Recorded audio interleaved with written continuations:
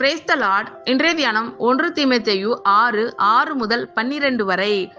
போதும் என்கிற மனதுடனே கூடிய தேவ பக்தியே மிகுந்த ஆதாயம். உலகத்திலே நாம் ஒன்றும் கொண்டு வந்ததும் இல்லை, இதிலிருந்து நாம் ஒன்றும் கொண்டு போவதும் இல்லை என்பது நிச்சயம். உண்ணவும் உடுக்கவும் நமக்கு உண்டாயிருந்தால் அது போதும் என்று இருக்க கடவோம்.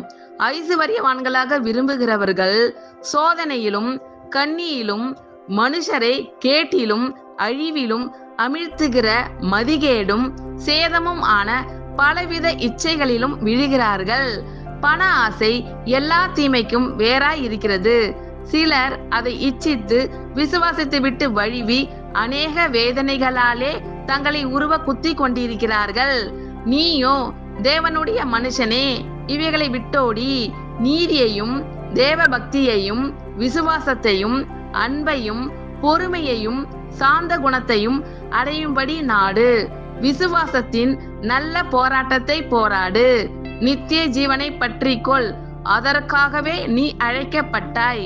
அநேக சாட்சிகளுக்கு முன்பாக நல்ல அறிக்கை பண்ணினவனுமாய் இருக்கிறாய். ஆமேன். கர்த்தர் உங்கள் அனைவரையும் ஆசீர்வதிப்பாராக. God bless you all.